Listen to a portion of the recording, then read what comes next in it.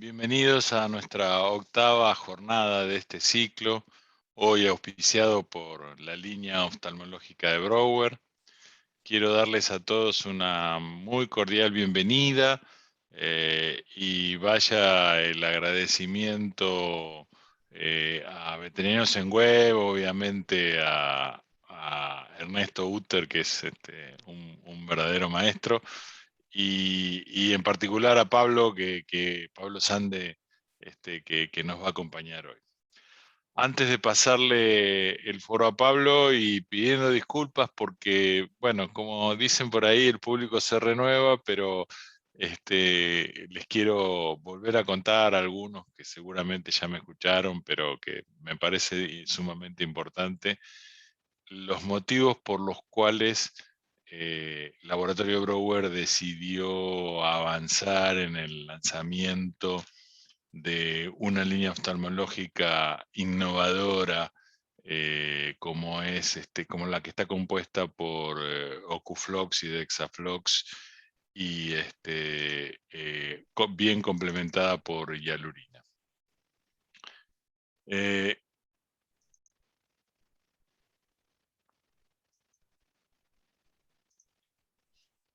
¿Cuáles eran los inconvenientes en el tratamiento oftalmológico cuando comenzamos con nuestro desarrollo? Y esto fue lo que discutíamos justamente con Ernesto, que participó en esta jornada, en este proyecto en su momento. Y básicamente es que teníamos que, cada vez que hablábamos de una lesión oftalmológica, había que hablar de o recomendar varias administraciones del producto por día, porque, bueno, obviamente el parpadeo, el lagrimeo y la cinética de los antibióticos en la superficie ocular y de los productos en ese momento, la recomendación era que se aplicaran cada 4 horas, 4 o 5 veces por día como mínimo. Esto generaba, obviamente, falla de compliance, lo que indica luego o lleva a una falla en tratamiento. Algunos propietarios, algunos tutores no podían literalmente aplicar 4 o 5 veces por día un producto, y a otros se les hacía difícil, la mascota no lo aceptaba fácilmente o había problemas. Nos propusimos entonces instaurar un tratamiento eficaz caracterizado por un bajo número de administraciones diarias, ya sea cada 24 o cada 12 horas, y empezamos a estudiar qué principios activos teníamos disponibles, básicamente del lado de los antibióticos. La ofloxacina era de primera elección. Era ya en ese momento, y les estoy hablando del año 2009, 2008, por allá, estaba muy utilizado en la oftalmología humana como antibiótico de elección en el control de diferentes afecciones bacterianas. Tiene como característica una gran liposolubilidad, que lo diferencia del resto de las quinolonas, es decir, va a penetrar fácilmente y distribuirse fácilmente en todas las células y atravesando la membrana citoplasmática integrada por fosfolípidos. Los colirios que se usaban en ese momento tenían 0,3% de ofloxacina y se siguen indicando 4 veces por día. En ese momento empezamos a estudiar un poquito y fue algo que estaba ya en la cabeza de todos los que estábamos desarrollando o trabajando en farmacología, en lo que es la relación PK-PD, es decir, farmacocinética, farmacodinamia, muy aplicada al caso de los antibióticos. Y como ustedes saben, tenemos antibióticos tiempo dependiente y antibióticos concentración dependiente. Los antibióticos tiempo dependientes son aquellos que tienen que estar por encima de la concentración mínima inhibitoria durante todo el plazo en que son efectivos, es decir, tenemos que respetar rigurosamente el intervalo entre dosificación. Los antibióticos concentración dependiente son un poco distintos y el efecto que ejercen sobre las poblaciones bacterianas sensibles depende no tanto del tiempo que están actuando los antibióticos sobre las bacterias, sino del pico máximo de concentración que se alcanza. Cuando se alcanzan picos elevados, muy por encima de la concentración inhibitoria mínima de la bacteria que se esté tratando, el efecto sobre las bacterias es tan fuerte que esa población bacteriana tarda mucho tiempo en recuperarse de la acción del antibiótico. Es lo que aunque haya desaparecido el antibiótico del medio donde están las bacterias. Esto es lo que se llama, el efecto característico es el efecto posantibiótico. Es decir, a pesar de no tener antibiótico por encima de la concentración mínima inhibitoria o a pesar de no tener a veces ni trazas del antibiótico, las bacterias siguen afectadas y no se reproducen. Entonces, ¿qué hicimos? Probamos duplicar la concentración de ofloxacina del 0,3 al 0,6%. Eso iba a provocar un aumento del daño en las bacterias, iba a haber aumentado el efecto posantibiótico y la idea era que permitía duplicar el intervalo entre dosis, es decir, llevando ese 4 veces por día a 2 veces por día e idealmente a 1 vez por día. Había que probarlo. El resultado de eso fue esta línea, con Dexaflox y Ocuflox, con ofloxacina al 0,6%, y un complemento ideal que es la hialurina, un colirio de lágrimas artificiales en base a ácido hialurónico y condroitinsulfato, que en ultra super necesario para todos aquellos casos en que la lubricación del ojo está disminuida. Ahora, había que probarlo. Y bueno, pues lo probamos. Con la colaboración de Pablo, que hoy nos acompaña gentilmente en la charla, y otros colegas oftalmólogos como Yaquinandi, los doctores Bernades, el doctor Ivanik y Adolfo Done, pudimos probar que Dexaflox es un colirio muy eficaz en conjuntivitis alérgicas aplicado cada 12 horas y en uveitis aplicado cada 12 horas.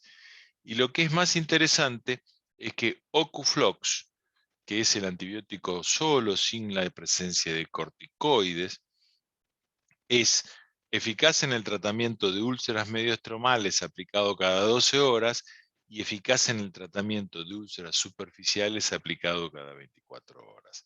Es decir, estamos ante una línea de productos que nos permite tratar a lo sumo 2 veces por día, lo que le facilita al tutor mucho el tratamiento, facilita la calidad de vida de la mascota y esto hace que los tratamientos se cumplan y si los tratamientos se cumplen, los perros se curan. Entonces, realmente es una línea que nos ha dado muchas satisfacciones. Partiendo de una idea y de una teoría, logramos una formulación adecuada, muy bien tolerada por los animales y que pudimos probar que es eficaz en tratamientos con intervalos de dosificación largos, lo que facilita el cumplimiento del tratamiento por parte del tutor. Esto es un poco lo que quería contarles. Es un orgullo para mí haber participado de este proceso porque son productos verdaderamente novedosos. Y me queda comentarles que si desean conocer más acerca de esta línea o de cualquier otra de los productos de Brower, nos pueden escribir a capacitación@brower.com.ar.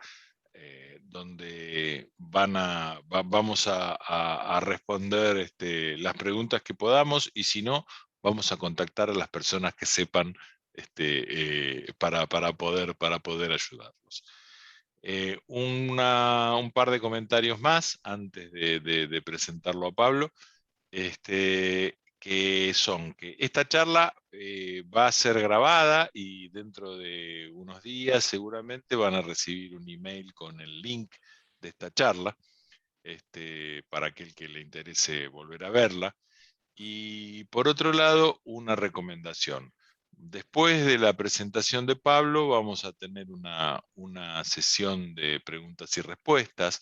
Les pido por favor que las preguntas y respuestas no las escriban por el chat, sino que las escriban en el icono de preguntas y respuestas, porque eso nos facilita mucho la búsqueda e ir revisando todo, y no tener que estar descartando los textos que son a veces de saludos, a veces de comentarios entre unos u otros colegas, que son súper agradables, pero que para mí, como moderador, me complican un poco la vida a veces, y les pido que las preguntas que tengan las hagan a través de preguntas y respuestas.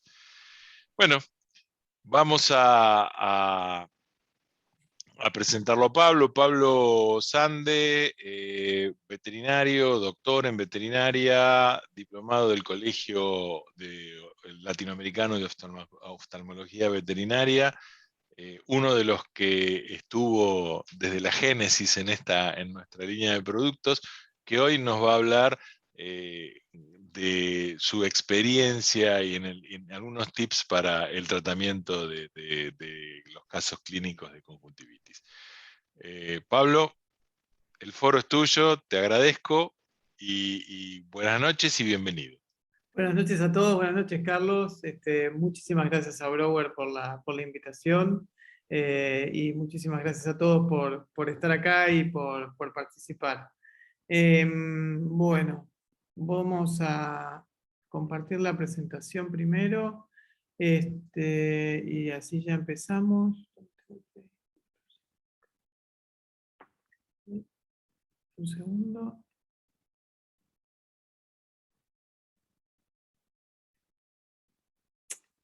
A ver.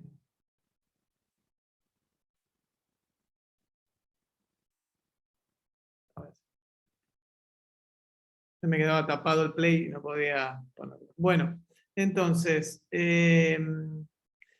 vamos a empezar. Como les dije, muchísimas gracias a Brower por la invitación. Carlos, muchas gracias.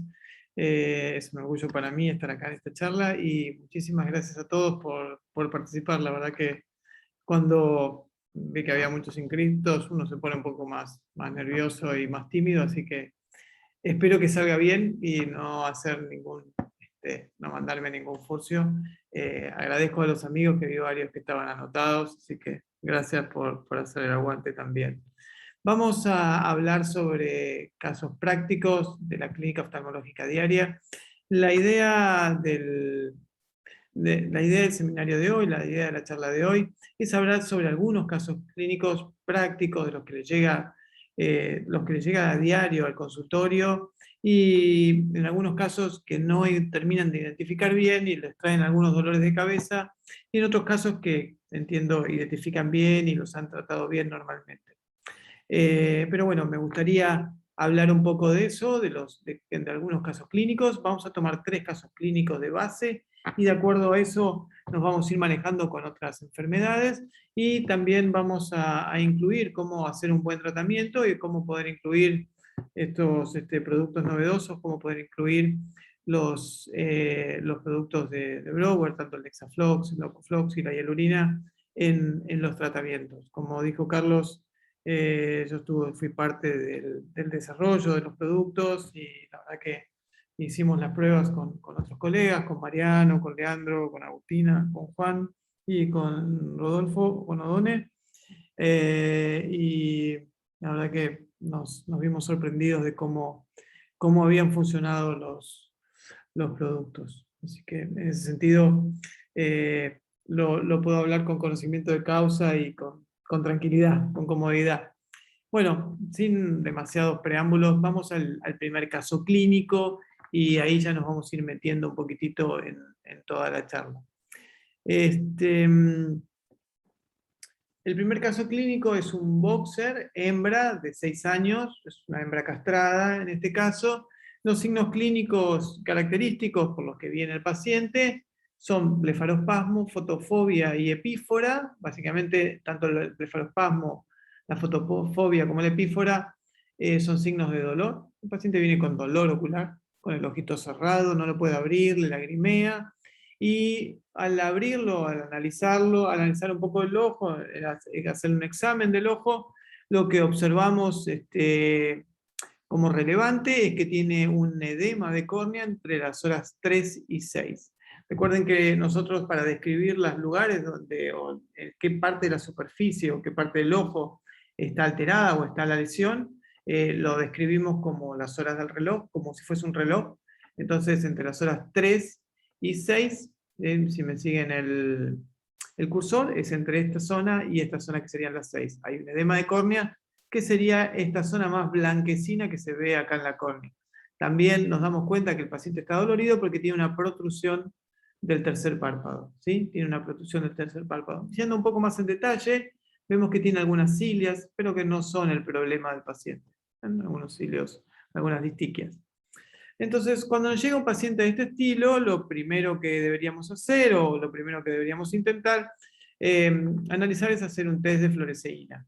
El test de fluoresceína, yo entiendo que lo conocen todos, es solo para repasar, es un colorante hidrofílico, se revela mejor con luz ultravioleta, la fluoresceína, y nos ayuda, nos interesa para evaluar la integridad de la córnea. Al ser un colorante hidrofílico, la fluoresceína no tiñe todas las capas de la córnea, la fluoresceína va a tener solo el estroma corneal. Eso significa que donde falte epitelio y esté expuesto el estroma, se va a teñir, se va a formar una mancha verde o una imagen verde como la que se ve en la foto. Si esa lesión se profundiza y llegamos hasta la membrana de Descemet, una de las últimas capas de la córnea, ahí ya no se va a teñir. Entonces vamos a ver imágenes como la del esquema, en donde el centro no está teñido y la periferia está teñida. Esto sería la imagen de la izquierda, el esquema a la izquierda, mejor dicho, sería una úlcera muy profunda, un descementocele, y la imagen de la derecha sería una úlcera estromal, lo que llamamos estromal, o sea que el estroma es el que está expuesto. Dicho esto, también es importante que tomen en cuenta dos cosas más. Primero, recuerden que la inervación de la córnea es superficial. La inervación corneana va entre el epitelio y el estroma. Está bien sobre el estroma anterior. El estroma profundo y la membrana de Descemet no tiene inervación.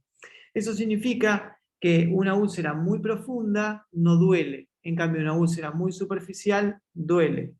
No es que a medida que se le va yendo el dolor en estos pacientes, el paciente está mejorando. Muchas veces lo que ustedes ven como pérdida del dolor o como mejoramiento porque ya no le duele el ojo, puede ser que el ojo se esté profundizando. Eso es un detalle a tomar en cuenta al evaluar cómo está evolucionando mi paciente. Por otro lado, recuerden que la cicatrización corneana es centrípeta y nunca centrífuga. Eso significa que cicatriza desde afuera hacia adentro, hablando siempre de la superficie, y no desde adentro hacia afuera. Con lo cual, si yo tengo un paciente que tiene en el centro, no tiñe con fluoresceína y no le duele, pero en la periferia sí, entonces vayan pensando que ese paciente se profundizó, no que está mejorando, porque se profundizó y no tiñe, y se profundizó y no le duele. Son dos cosas que hay que evaluar, recuerden siempre. Entonces, la cicatrización es centrípeta y la inervación es superficial. ¿Sí? Y la fluoresceína nos va a servir para evaluar las úlceras corneanas en distintos aspectos.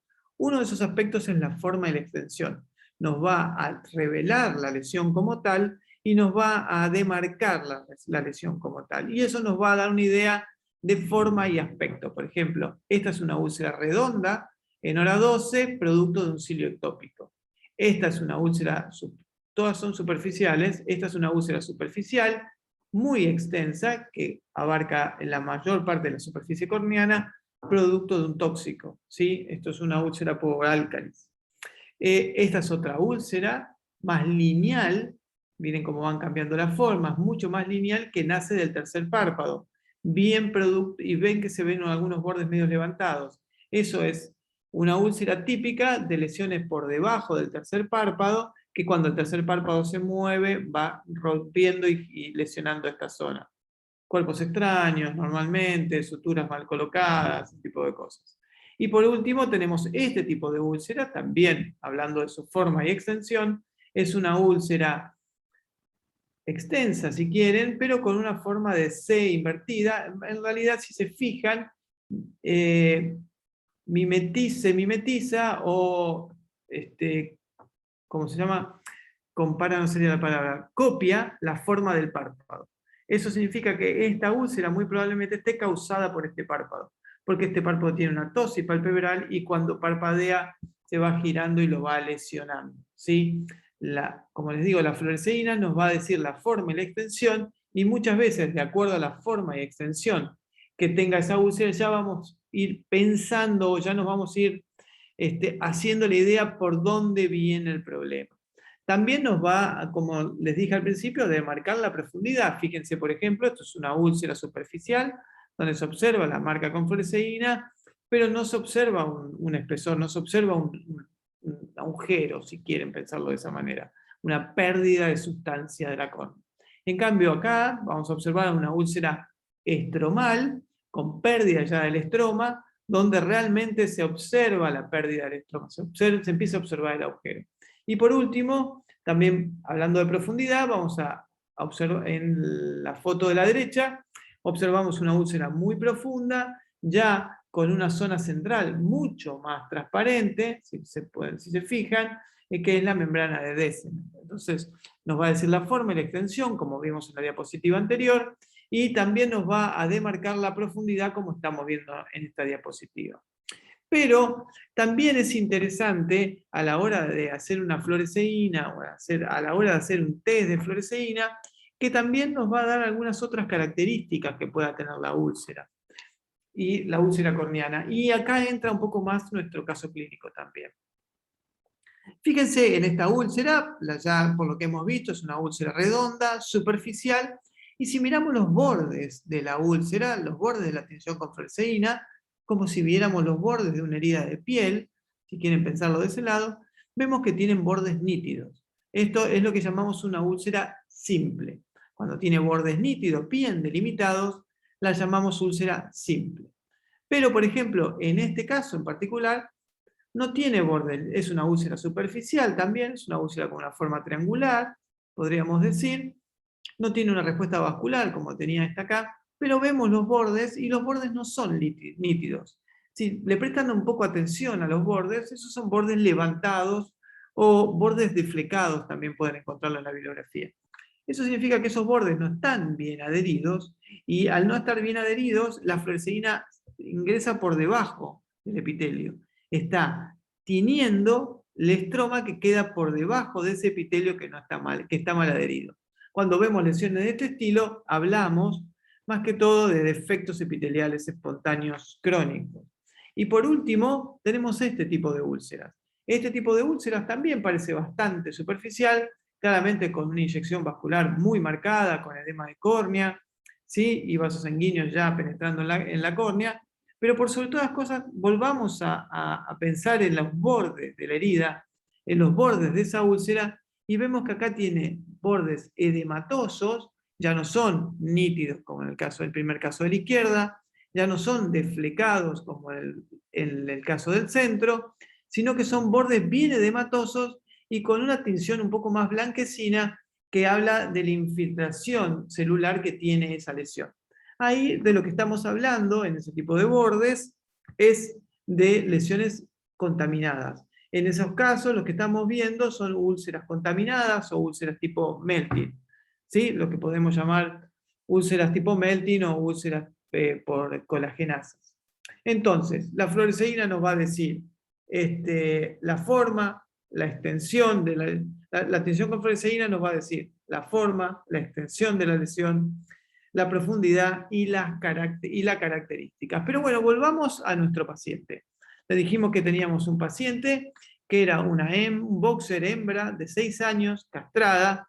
Los signos clínicos típicos de dolor, blefarospasmo, fotofobia, epífora, protrusión del tercer párpado y un edema de córnea entre las 3 y las 6. Le vamos a hacer a este paciente, entonces, como le dijimos, la fluoresceína, un test de fluoresceína, y cuando hacemos un test de fluoresceína, resulta que tiñe. Entonces, si tiñe con fluoresceína, ¿sí? Si tiñe con fluoresceína, podemos decir que estamos dentro de una lesión ulcerativa, que lo que tiene nuestro paciente en particular es una úlcera de córnea. ¿Sí? Es una úlcera de córnea.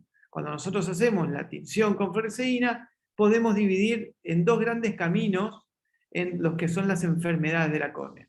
Las lesiones no ulcerativas y las lesiones ulcerativas. ¿Sí? En este caso, el fluoresceína positivo, vamos a tener entonces lesiones ulcerativas. Lo que estamos viendo en nuestro paciente es una úlcera de córnea. ¿Sí? Acá tenemos otra foto de otro paciente que también tiene una úlcera de córnea. Fíjense como todos tienen signos de dolor, protrusión del tercer párpado en este caso, e inyección vascular aquí en este caso también, y se ve perfectamente cómo se ve toda la tinción con fluoresceína. A partir de lo que hablamos hasta recién, y cómo les fui explicando cómo describir las lesiones las lesiones fluoresceína positivo, nos podemos dar cuenta que tiene bordes medianamente nítidos, que es una úlcera superficial y que es una úlcera extensa, ¿no? Y que no tiene ningún dibujo definitivo como para pensar que es una lesión al tercer párpado, un cilo ectópico o que esté el párpado lesionando. ¿Cómo vamos a tratar a este paciente? Antibiótico-terapia, cicloplégicos, antiinflamatorios y en algunos casos apoyarlos con algunos otros coadyuvantes como puede ser, por ejemplo, ácido hialurónico o condroitin sulfato. En el caso de antibióticos, lo mejor es usar quinolonas y en este caso en particular la fluoxacina sería una de las quinolonas indicadas. Las quinolonas se pueden usar, como bien dijeron, cada 12 horas sería lo ideal, se puede usar cada 24 si la lesión no es muy extensa, y dependiendo del producto que estén usando, claramente, pero lo ideal en estos pacientes es usar una quinolona, ya cubrirnos con un antibiótico para evitar una contaminación secundaria. En una úlcera de córnea, al igual que en una herida, ustedes pueden hacer todo lo que quieran, o pueden brindarle todo lo que quieran a esa lesión para que cicatrice. Pero no deben olvidarse nunca de darle el antibiótico. Igual que a una herida de piel, en el ojo, si ustedes tienen una lesión corneana de tipo ulcerativa, siempre le tienen que dar un antibiótico. Puede ser que en ese momento esa úlcera en particular no esté contaminada, pero tienen que evitar a toda costa que esa lesión se contamine, porque si esa lesión se contamine, la cosa va a ir peor y el ojo se va a terminar lesionando, profundizando la lesión y en algunos casos perderlo. Se pueden dar también, o se pueden asociar en el tratamiento de las úlceras de córnea, los cicloplégicos. En el caso de los cicloplégicos, básicamente cuando hablamos de cicloplégico hablamos de atropina o tropicamida, son drogas que evitan el dolor. Cuando un paciente nuestro tiene una úlcera corneana, son lesiones dolorosas. Para evitar el cuadro doloroso de estos pacientes, se usan los midriáticos cicloplégicos, como dije, atropina, ciclopentolato, tropicamida. ¿Por qué hacemos esto? Porque lo que duele es el espasmo del músculo ciliar. Lo que le está doliendo a nuestro paciente es el espasmo, es esa contractura que se produce del músculo ciliar. Esa miosis que están viendo, esa contracción de la pupila que ustedes están viendo, es bien típica del espasmo del músculo ciliar. Si nosotros le damos un relajo, imagínense un calambre en un pie. No sé cómo se dirá en el resto de Latinoamérica, calambre por ahí tiene otro sinónimo, nosotros una contractura muy fuerte en un pie, un calambre en un músculo, duele muchísimo. Una de las mejores maneras de evitar ese dolor es tomándonos un relajante muscular. Acá pasa exactamente lo mismo. Lo que necesitamos es relajar ese músculo ciliar para evitar ese espasmo y ese dolor. Por eso se usan midriáticos cicloplégicos. Se puede usar atropina, una gota cada 12 horas, 2 o 3 días. Se puede usar tropicamida, ¿sí? O se puede usar en algunos casos ciclopentolato.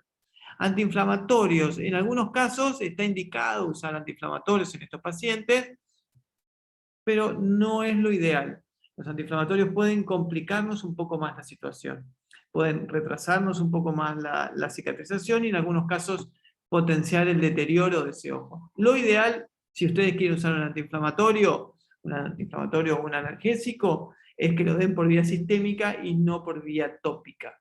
¿Sí? El antibiótico y el cicloplégico se dan por vía tópica, en colirio, en el ojo.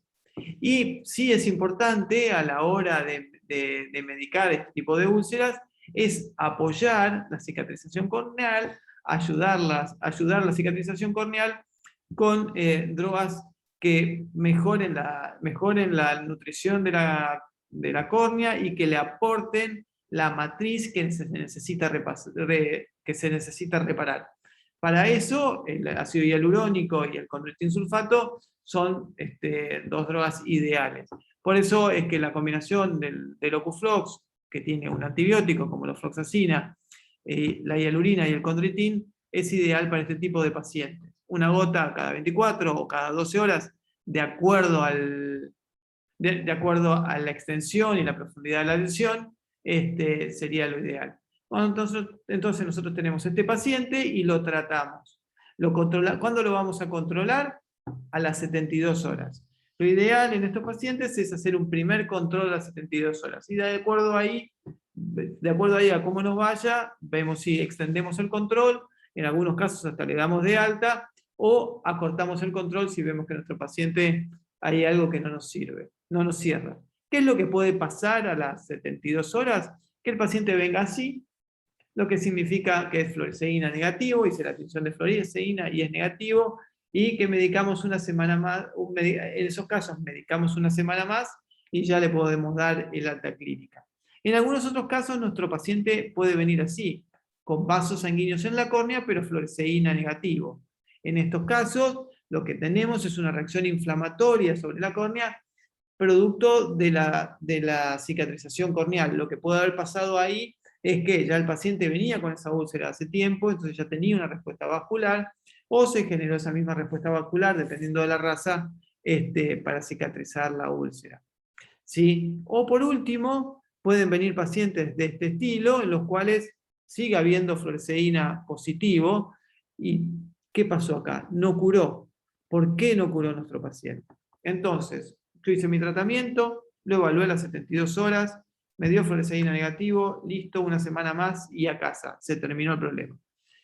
Hice mi tratamiento, volvió con vasos sanguíneos, fluoresceína negativo, está curado, solo lo que están viendo es la cicatriz, es la respuesta vascular de esa cicatrización. En esos pacientes le pueden agregar un antiinflamatorio para retirar los vasos sanguíneos lo más rápido posible, o lo pueden mantener con el tratamiento con antibiótico y hialurina y ácido y condroitin sulfato con el Ocuflox, 1 o 2 semanas más hasta que se vayan los vasos sanguíneos. Y una tercera opción, que es la que nadie quiere, puede ser que nuestro paciente haya mantenido la lesión. Si nuestro paciente mantuvo la lesión, o sea, si no cicatrizó en las 72 horas, o por lo menos no tuvo una buena respuesta en las 72 horas, lo más probable es que haya algo que retrasó la cicatrización. Hubo algo en el proceso de cicatrización que nosotros no calculamos. Hubo algo que se nos escapó, que no calculamos, que no vimos, y por eso el paciente no termina de cicatrizar, o por lo menos no empieza a responder como uno quisiera. Por un lado puede ser la medicación que le di, ¿sí? Recuerden siempre, los anestésicos tópicos pueden retrasar la cicatrización corneal, los corticoides también, y los AINES también retrasan la cicatrización corneal. Los anestésicos tópicos no se pueden usar como tratamiento. Los anestésicos tópicos se usan solo para manejo y diagnóstico, nunca como tratamiento. El anestésico tópico disminuye la producción lagrimal, disminuye la tasa de parpadeo, quita toda sensibilidad a la córnea, en el sentido de respuesta a la cicatrización también. Y por último, los anestésicos tópicos, proparacaína y tetracaína son los más conocidos, son citotóxicos, dañan el propio epitelio que ustedes quieren reparar. Con lo cual, nunca usen un anestésico tópico a la hora, nunca usen un anestésico tópico como tratamiento. Siempre es para manejo y diagnóstico, nada más. Los corticoides también no se pueden administrar en úlceras corneales. Un corticoide disminuye la inmunidad de la zona, potencia las enzimas colagenasas, inhibe la respuesta vascular e inhibe la cicatrización. No hay manera de que una úlcera corneal vaya bien con corticoides. Normalmente tienden a profundizarse y a perforarse los ojos si yo le administro corticoides. ¿Hay algunas excepciones? Sí, muy pequeñas, pero las hay. No las vamos a tomar en cuenta y ni las piensen. El 99% de las úlceras no responden bien con corticoides, tienden a empeorar. ¿Y qué pasa con los AINES, con las drogas tipo aspirina? Con el Nepafenac, con el diclofenac, con el flubiprofeno. También inhiben la cicatrización corneal y potencian las colagenasas. No son drogas que deban darse en úlceras corneales. Es grande la tentación de usar este tipo de lesiones. ¿Por qué? Porque el paciente está dolorido y lo primero que pienso, le voy a dar un analgésico, le doy un AINES. No, no está bien. Y más si le vas a dar un AINES y ni siquiera se te ocurrió darle el antibiótico. No, por favor, eso no. ¿Sí? Los AINES también están contraindicados en úlceras corneales. Se pueden usar en algunos casos hasta como máximo una semana. Más de una semana en córnea te van a empezar a producir lesiones. No hay grandes diferencias entre los distintos AINES. Todos son más o menos parejos en ese sentido. Igual que los corticoides, son todos más o menos parejos en ese sentido. Así que, si nuestra la cicatrización corneal de nuestro paciente se retrasó, piensen, si no estuvieron usando anestésicos tópicos, si no están dándole corticoides, o el paciente no tiene corticoides endógenos, o el paciente no está recibiendo corticoides sistémicos, y piensen en los AINES. Lo único que me falta por comentar de esto es que cuando hablo de los corticoides, hablo tanto de sistémico como tópico. Cuando hablo de los AINES, hablo solo tópico. Los AINES sistémicos se pueden utilizar perfectamente. Si yo tengo un paciente dolorido, puedo usar meloxicam, puedo usar carprofeno, cero problema. ¿Sí? Si no es eso, puede haber alguna alteración mecánica que esté tocando la córnea todo el tiempo y lesionándola. Eso puede ser una alteración de los párpados, como un entropion, pueden ser cilios, como una cilectópica, una distiquia, algunos pequeños tumores de párpado, ¿sí? Como es el de la foto, que estaba causando esta úlcera, ¿sí? O en algunos casos cuerpos extraños, como les mostraba en las fotos anteriores, ¿sí? De esa úlcera lineal, que era por un cuerpo extraño detrás del tercer párpado. También hay que chequear estas cosas. Si yo tengo una alteración del párpado, puedo tener una úlcera relacionada. Si tengo un cilio o una distiquia, puedo tener una úlcera relacionada. Si yo tengo un tumor tocando la córnea, puedo tener una úlcera relacionada. Si yo tengo un cuerpo extraño, claramente voy a tener una úlcera relacionada. En estos casos, la cicatrización depende de que saquemos la noxa. Si yo tengo una piedra en el zapato que me está lastimando el pie, no voy a cambiar el zapato, tengo que sacar la piedra. Acá pasa exactamente lo mismo, ¿sí? Tampoco voy a cambiar el pie. Alteraciones del paciente, ¿sí? Pacientes diabéticos tienen una muy mala cicatrización corneana, pacientes hipotiroideos tienen una muy mala cicatrización corneana, algunas razas específicas como el Shih Tzu, el Pug, el Bulldog francés, son una bomba de tiempo, tienen una muy mala respuesta a la cicatrización corneal. Eso también lo tenemos que tomar en cuenta, ¿sí? Los diabéticos, los hipotiroideos y algunas razas en particular. Y por último, algunas alteraciones propias del ojo, ¿sí? Algunas alteraciones propias locales, como pueden ser los defectos epiteliales espontáneos crónicos que hablamos antes, o las degeneraciones corneales, como por ejemplo la que vemos en la foto, una degeneración cálcica que está causando una úlcera de córnea. Entonces volvamos a nuestro paciente, era una boxer hembra de 6 años, castrada, con signos de dolor, edema, le habíamos hecho una fluoresceína y había dado fluoresceína positivo. Ahora la medicamos bien, le dimos su Ocuflox, una gota 2 veces por día, la evaluamos hace 72 horas y la lesión está igual. Entonces empezamos a mirar todo y no vimos grandes problemas. No era diabético, no le había dado ninguna droga que retrasara la cicatrización, no era hipotiroideo, los párpados estaban perfectos, no vimos ninguna lesión mecánica.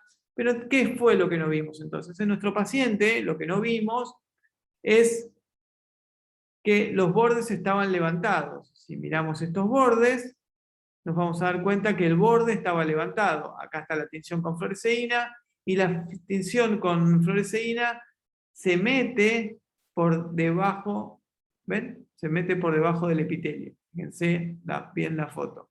Entonces, ¿qué es lo que teníamos por delante?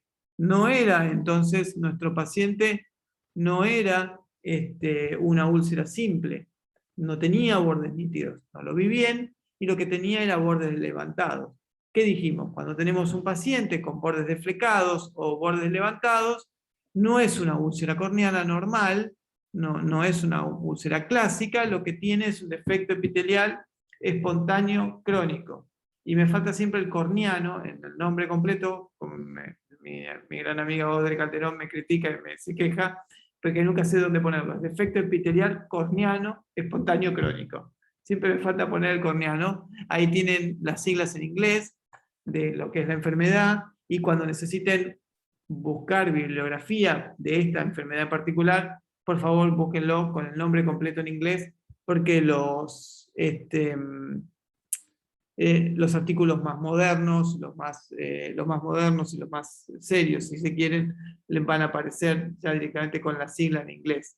Estos defectos epiteliales tuvieron muchos sinónimos, son úlceras entre comillas, que tuvieron muchos sinónimos durante toda la vida. Podemos hablar de úlcera del boxer, úlcera indolente o úlcera de bolsas deflecados, úlcera recurrente o erosión corneal. Todo este tipo de sinónimos están hablando siempre de la misma enfermedad, que es el defecto epitelial corneano espontáneo crónico. Como lo dice el nombre, es un defecto epitelial, es una alteración en el epitelio corneano, ¿sí? Espontáneo, se produce solo, el perro no se rascó, el perro no lo mordió ninguno, no lo arañó el gato, que siempre le echan la culpa al pobre gato. Siempre en la casa el gato tiene la culpa hasta que se demuestre lo contrario, no sé si les pasó, pero por lo menos en lo que es oftalmología, cuando viene el perro con el ojo cerrado, tiene la culpa hasta que el gato de la casa tiene la culpa hasta que se demuestre lo contrario. Han venido con tumores horribles adentro del ojo y vienen diciéndote, lo arañó el gato y ahora está así. Así, pará, flaco. Primero, si lo arañó el gato, lo arañó hace 3 años, porque esto lleva mucho tiempo. Y un tumor no es por arañazo de gato. Pero no sé si les pasa a ustedes, pero yo lo veo mucho eso. Ante la duda, el gato tiene la culpa. Pero bueno, entonces como les dije, es un defecto epitelial corneano, espontáneo y tiende a la cronicidad. No son úlceras que tiendan a cicatrizar fácilmente. Son úlceras que necesitan más apoyo para cicatrizar. Es un defecto epitelial porque lo que hay es una alteración en los sindesmosomas. Lo que hay es una alteración en las uniones entre el epitelio y el estroma. Lo que le pasa a esa córnea es que no tiende a adherirse el epitelio contra el estroma. Adhiere mal y queda siempre como sobrelevado, como mal pegado. Ante cualquier parpadeo se rompe y se vuelve a salir. Por eso son úlceras que un día la ven mejor, un día la ven peor, un día la ven mejor, un día la ven peor, de acuerdo a cuánto haya sacado. Es una pared que se va descascarando, por decirlo de una manera. Como les dije, es espontáneo y tiende a la cronicidad. A la hora de hablarlo con el dueño, yo trato de ejemplificar, si se quiere, o trato de asociárselo a otras enfermedades. Entonces le digo, mire, esto es como si el paciente fuera hemofílico y no coagulara bien su sangre. Si un paciente es hemofílico y no coagula bien su sangre, cuando se corte va a sangrar más que un paciente normal. Cuando se golpee, el hematoma va a ser más grande. Acá pasa lo mismo. No importa qué causó la úlcera. Y como les digo, mayoritariamente son espontáneas. El problema es que como tiene un defecto epitelial, tarda mucho más en cicatrizar. ¿Sí? No importa qué lo cortó al hemofílico. El problema es que es hemofílico y sangra mucho. Si se cortó con un cuchillo o se cortó con una galletita, es lo mismo. ¿Se entiende? Entonces, lo que tiene nuestro paciente es un defecto epitelial espontáneo crónico. En los defectos epiteliales espontáneos crónicos, no solo es importante un buen tratamiento médico, como por ejemplo el Ocuflox 2 veces por día, sino que aparte de eso es necesario apuntalarlo con cierto manejo quirúrgico, si quieren ponerle la palabra. Fíjense, por ejemplo, tenemos nuestro paciente con el edema de córnea inicial, ¿sí? Lo teñimos con fluoresceína y se ven bien los bordes deflecados. Están viendo bien los bordes deflecados. Y acá está ya con el tratamiento, con el manejo médico quirúrgico. Entonces, ¿cuál es el manejo médico quirúrgico de estos pacientes? Primero, lo importante es recordar cuál es la fisiopatología del problema.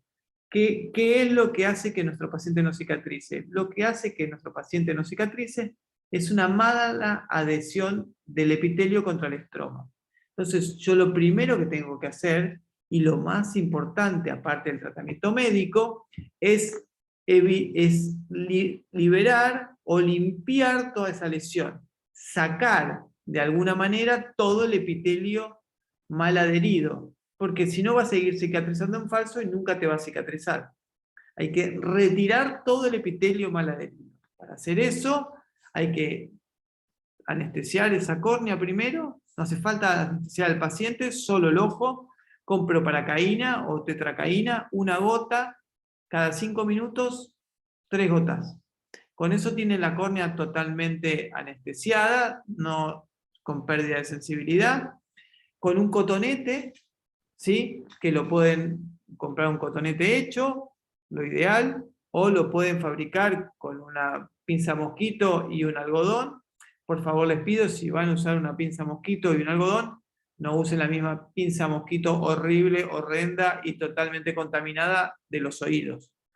Por favor, ya lo he visto varias veces. Lo único que hacen es sembrar toda la porquería del oído en el ojo. No, eso no.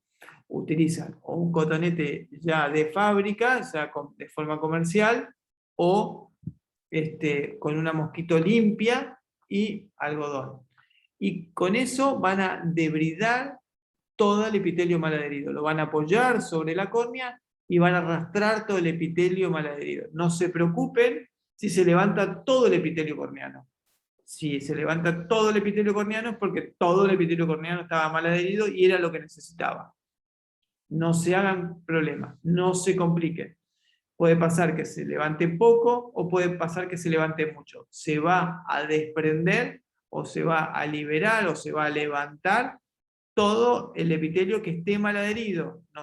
No importa la presión en realidad que ustedes hagan. No es que porque hagan más presión se libera más epitelio. No, ustedes tranquilos. Lo levantan todo el epitelio mal adherido y a estos pacientes sí. Entonces, ofloxacino, una gota 2 veces por día, con una buena combinación de ácido hialurónico y con sulfato, como podría ser el Ocuflox, sería el tratamiento ideal o el tratamiento de base. Si tienen más manualidad quirúrgica y tienen la capacidad y tienen la tecnología para hacerlo, es ideal hacer también un fresado o una queratectomía en cuadrícula o en punta, pero eso ya es un punto como más avanzado. No es un tema para clínicos, es más para la especialidad. Si tienen la posibilidad, también sería lo ideal.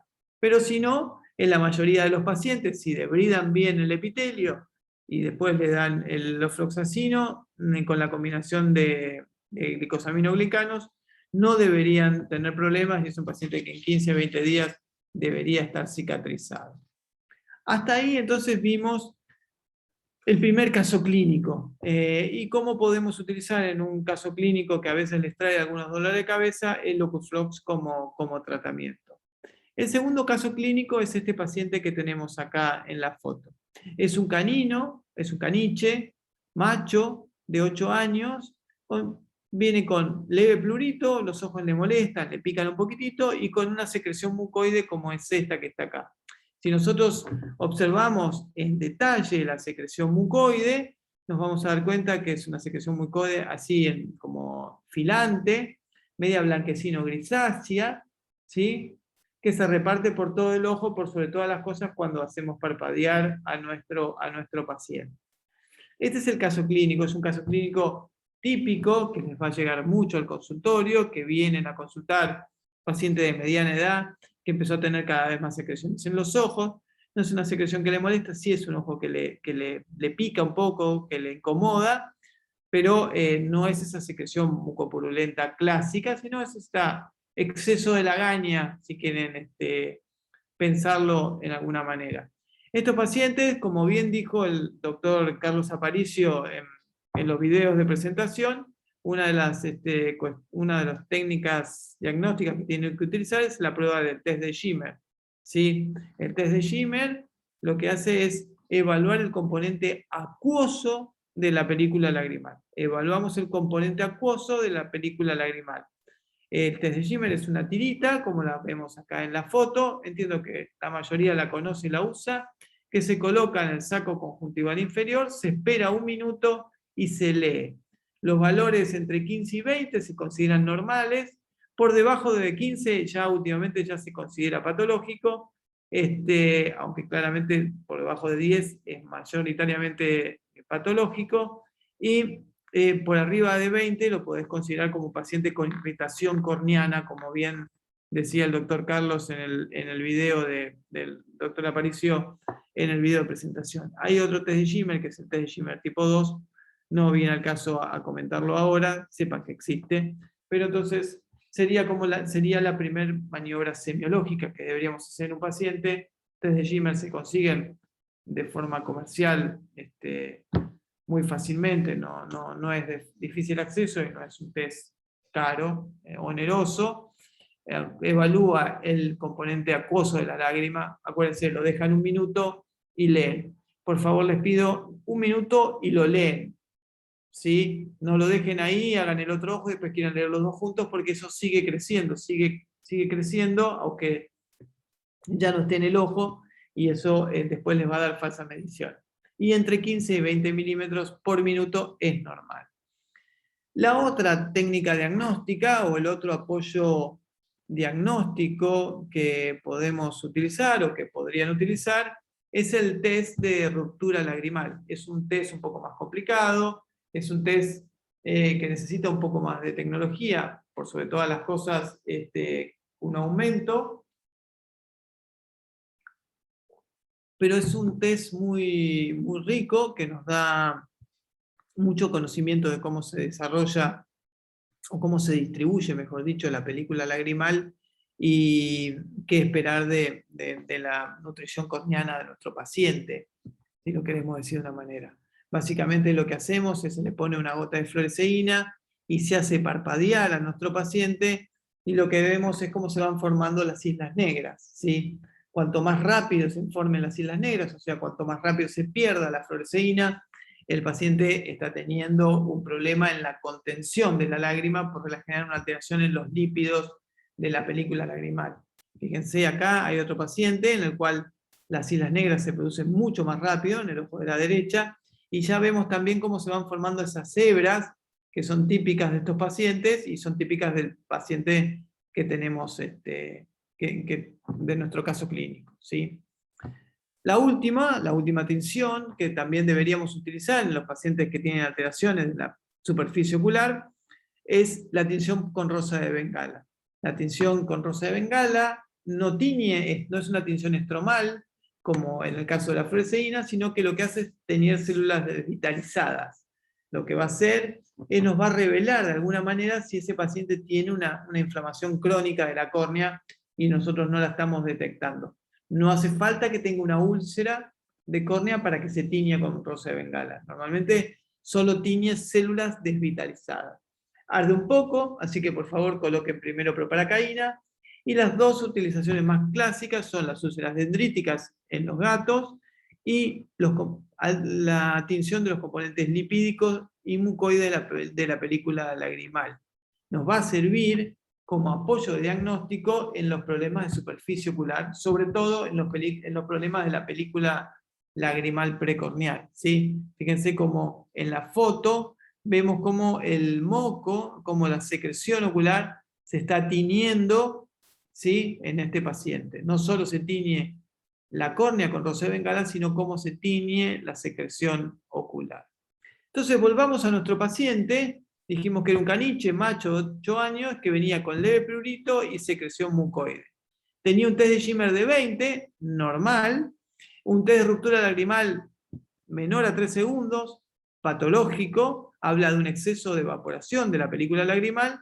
Y un test de rosa de bengala positivo, habla de una irritación crónica del ojo.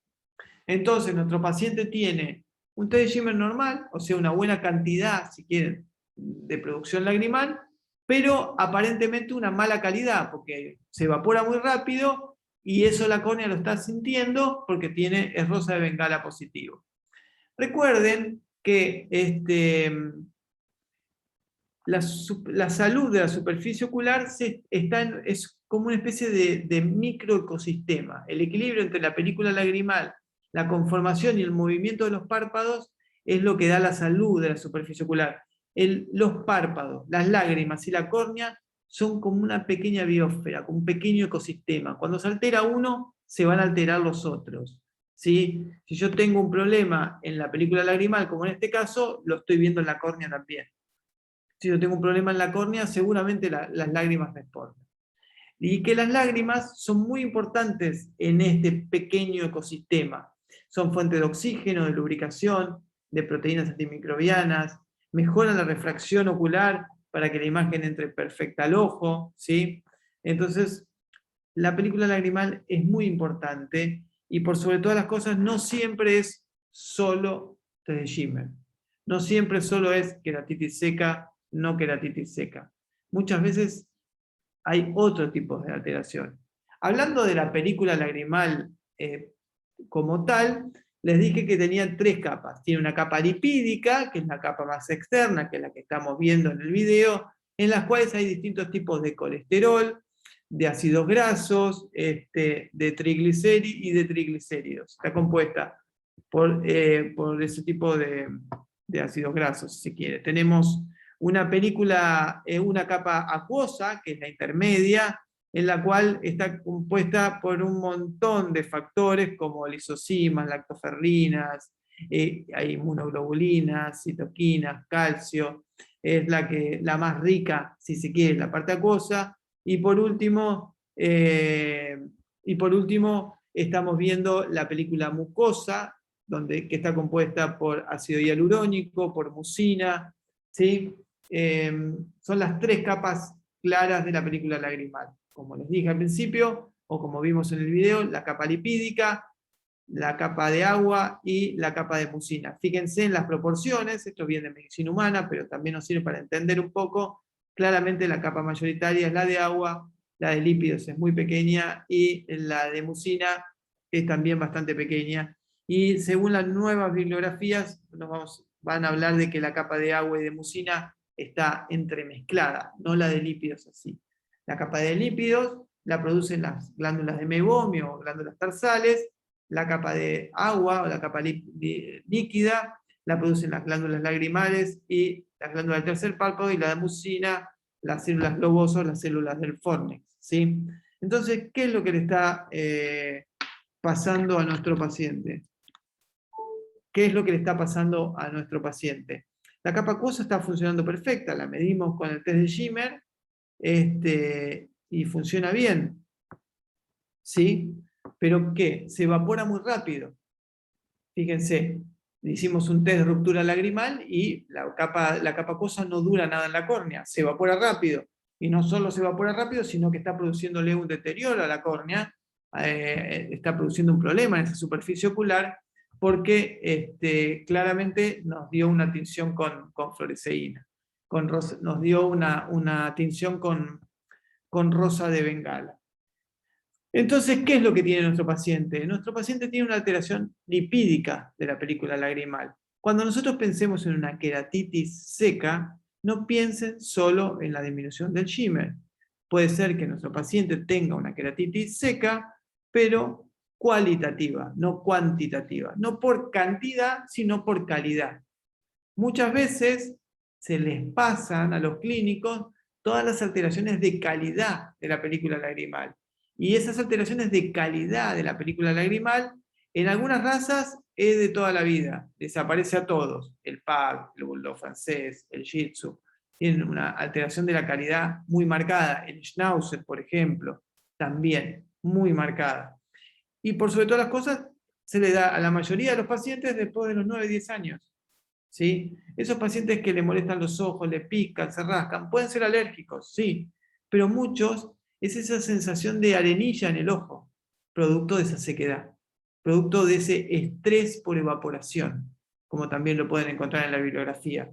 Se evapora tan rápido que el ojo queda seco. Produce un montón de lágrimas, pero se le evapora tan rápido que el ojo queda seco. ¿Sí? Cuando tenemos una alteración en la película lagrimal por una falla en la capa lipídica, vamos a tener un aumento de la evaporación.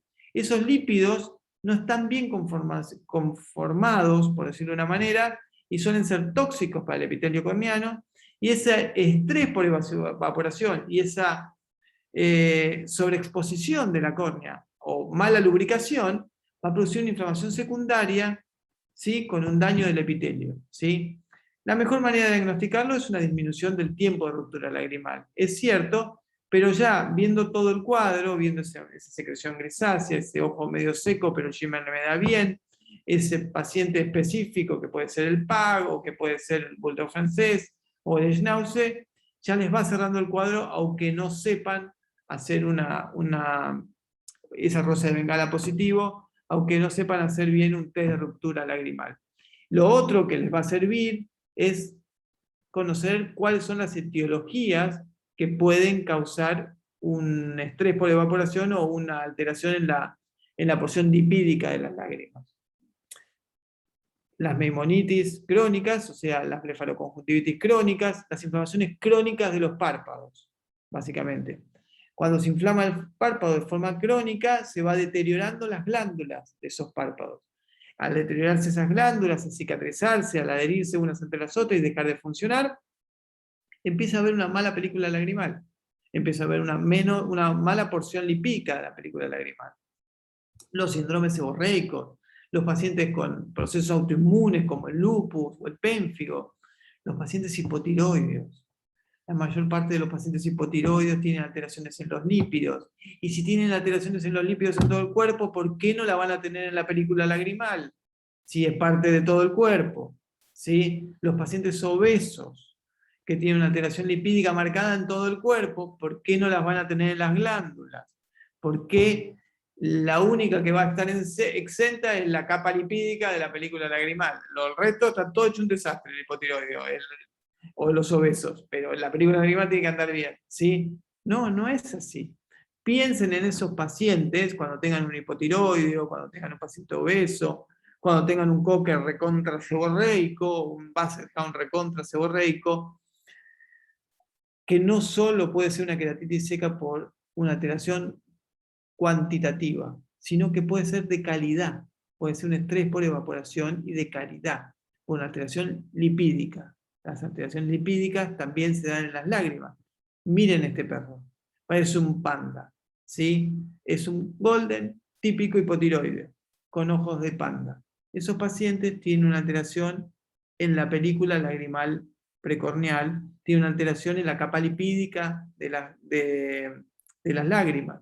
Son pacientes que acá en Argentina diríamos lagrimean a baldazos. En vez de ir con una manguerita e ir limpiando el piso, le estás tirando baldes y desparrama para todos lados porque la lágrima no queda contenida en la superficie ocular. Como hay una falla en la capa lipídica, la lágrima no queda contenida en la superficie ocular y se desparrama por todos los párpados. ¿Se entiende? Y se desparrama por todos los párpados. Este es un típico paciente hipotiroideo con una alteración lipídica de la película lagrimal. ¿Cuál es el tratamiento de estos pacientes? Por un lado, tratar la causa primaria, siempre, si es hipotiroideo hay que tratar el hipotiroidismo, si es un PAC hay que tratar su raza, por decir de una manera, no, eso es un chiste, pero digo, si es hipotiroideo hay que tratar el hipotiroidismo, si es obeso hay que hacerlo bajar de peso, y así sucesivamente hay que ir, si es un paciente seborreico, hay que tratar el síndrome seborreico, ¿sí? Si tiene un proceso inflamatorio crónico, hay que tratar el proceso inflamatorio crónico de los párpados. Tratar siempre la causa primaria. Y por otro lado, la utilización de sustancias viscoelásticas como sustitutos lagrimales. El ácido hialurónico y el condroitin sulfato, en estos casos, son ideales para el tratamiento de este tipo de afecciones. La hialurina de Brower es la que trae parte de la combinación, trae hialuronidato de sodio, es un buen reemplazo lagrimal y nos ayuda mucho a mejorar la calidad de esa película lagrimal, a mejorar bien la calidad de esa película lagrimal y a mantener contenida la lágrima en esa zona. Por último, otra de las ayudas para el tratamiento en estos pacientes, otra de las ayudas para el tratamiento en estos pacientes es la utilización de paños tibios. Es ideal para estos pacientes la utilización de paños tibios. Si ustedes colocan paños tibios, o sea, si le dan temperatura húmeda a esos párpados, 5 a 10 minutos, 2 veces por día, van a abrir los poros de las glándulas, de las glándulas de mebomio, las glándulas tarsales, que son las que producen estos lípidos, y las van a hacer drenar. La acumulación de sebo, de secreción en esas glándulas, las termina inflamando y deteriorando y cicatrizando una contra la otra. Ustedes necesitan, de alguna manera, fluidificar, ¿sí? Fluidificar esa lágrima, esa grasa, ese sebo que está en las glándulas tarsales, fluidificarlo, abrir el poro y que empiece a drenar. Cuanto más se mejore ese ciclo, ese círculo virtuoso, no vicioso, ese círculo virtuoso, mejor calidad le van a dar a la película lagrimal y mejor estabilidad va a tener las lágrimas de ese paciente, ¿sí? Entonces, tratamos la causa primaria, damos sustancias viscoelásticas como el ácido hialurónico, la hialurina de Brower en este caso, como para mejorar la calidad de la lágrima, y hacemos paños tibios para evitar el deterioro crónico de la glándula, el acúmulo de sebo en la glándula, y abrir los poros y fluidificar. Hasta ahí sería el segundo caso clínico, ¿sí? Vimos en un primer caso clínico cómo podíamos desarrollar o cómo podíamos tratar una úlcera de córnea, vimos y cómo es la aplicación del Ocuflox como tratamiento para las úlceras de córnea. Vimos un segundo caso clínico que es el de recién, una alteración en la película lagrimal de tipo cualitativa, o sea, de calidad de la lágrima, y cómo podemos utilizar la hialurina como tratamiento específico para este tipo de enfermedades. Y vamos a ver el último caso clínico. Este caso clínico es un gato mestizo europeo de 5 años, es una hembrita castrada. Vino al consultorio por cambios de color en el ojo, cambios de color del ojo, y por una marcada o una aparente, si quieren, alteración de la visión. El paciente es este paciente que vemos acá. En la foto, si vamos a describir un poco la foto como para que se entienda. Lo primero que vemos desde afuera hacia adentro, siempre cuando uno describe un globo ocular o cuando describe las lesiones en un paciente en oftalmología, siempre vamos de fuera hacia adentro. Entonces vemos la posición de los párpados es correcta, no se nota nada raro, la córnea se nota transparente, brillosa, es totalmente correcta, fíjense que el flash no tiene ninguna modificación, pero cuando empezamos a entrar dentro del ojo, ya ahora nos estamos metiendo dentro del ojo, vemos esta lesión de acá, blanquecina, ¿sí? con tintes rojos en algunos sectores, que está en la cámara anterior. Eso se traduce como fibrina. Lo que estamos viendo acá es fibrina en cámara anterior. Y también lo que estamos viendo es una discoria. Fíjense que la pupila, ¿sí? La pupila, en este caso, lo que llamamos una discoria, está alterada. Fíjense, en esta zona está totalmente de midriasis, pero esta zona tiene una zona bastante más contraída, más miótica, si se quiere, con algunas alteraciones en el perfil. No se ve el dibujo clásico de la pupila de un gato, se ven pequeñas adherencias acá. En definitiva, lo que se ve en este paciente, lo que podemos describir en este paciente o sospechar es de una uveitis. Cuando nosotros hablamos de uveitis en sí, lo que estamos diciendo es que hay una inflamación en la uvea. Es la inflamación del ojo, de la túnica vascular del ojo. ¿Sí? Ya no es un problema de superficie ocular, ya no es un problema de la córnea, sino que es un problema intraocular. La inflamación en sí está dentro del ojo. Es lo que llamamos una uveitis. Podemos tener distintos tipos de uveitis. Fíjense en el gráfico de abajo. Podemos tener uveitis anterior, como en este gráfico de acá, donde se ven la inflamación es solo en la cámara anterior. Fíjense lo que está en rojo, es el iris y los plexos ciliares. Pueden tener una pars planitis o una uveitis intermedia, que son inflamaciones solo de la pars plana, son más raras, se dan en algunos gatos con BIF.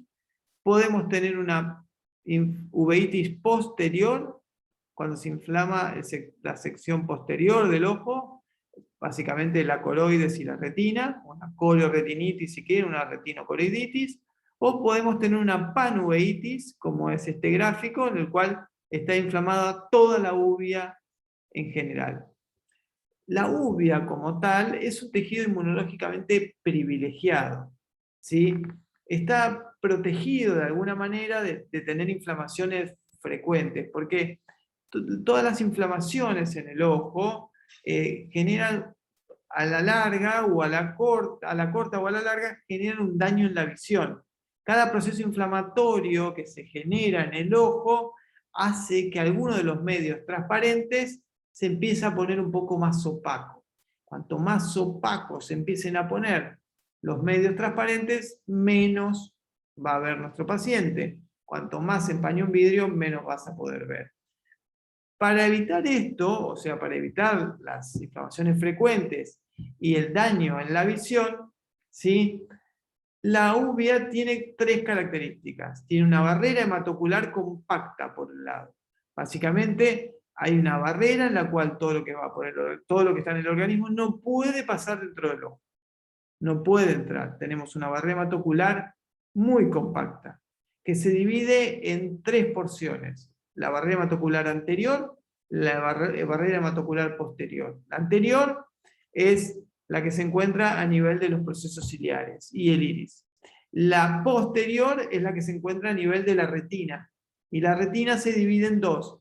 Se divide en la interna y en la externa. Pero no nos vamos a andar complicando con esas cosas. Pero sí sepan que tiene una barrera hematocular muy, muy compacta. Y que cada vez que esa barrera se abre un poco, es para problemas.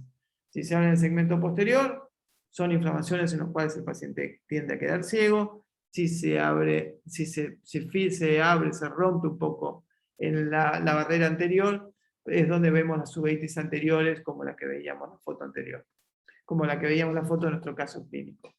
También el ojo carece de un sistema linfático como tal. Recuerden que tiende siempre a responder como un ganglio y tiende a liberar factores inmunosupresores locales para evitar el desarrollo de procesos inflamatorios frecuentes, ¿sí? Son tres características clásicas de la uvea anterior.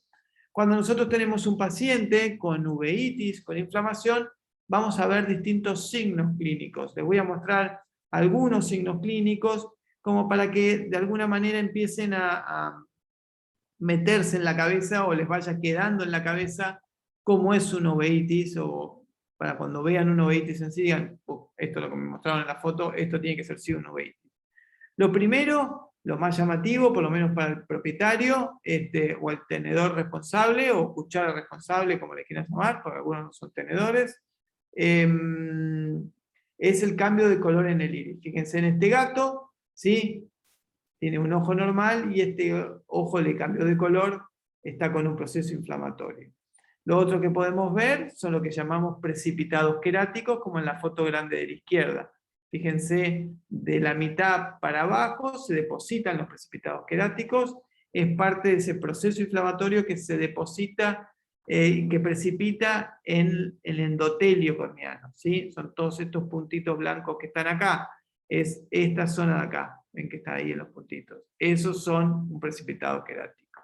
También podemos ver fibrina e hipopión en cámara anterior, ¿sí? Acúmulo de secreciones en la cámara anterior, o de células, como es la imagen que estamos viendo acá. También puede haber depósitos sobre el cristalino, ¿sí? De proceso inflamatorio, fibrina como la que estamos viendo acá, y podemos ver adherencias del iris contra el cristalino, como lo vemos acá, toda esta sección de acá. Fíjense, este ojo, por ejemplo, tiene una discoria, está alterada totalmente el dibujo de la pupila por las adherencias que se generaron. Recuerden que el iris es como un periódico, ¿sí? Piénsenlo como una revista o como un papel. El iris es como un papel. Vamos a ponerle papel para que se entienda en todos los castellanos, en todo el idioma español, todo el abundante abanico de posibilidades del idioma español. El iris es como un papel. Si yo pongo el papel sobre la mesa y lo muevo, no voy a tener ningún problema. Eso es un ojo sin inflamación, es un iris normal.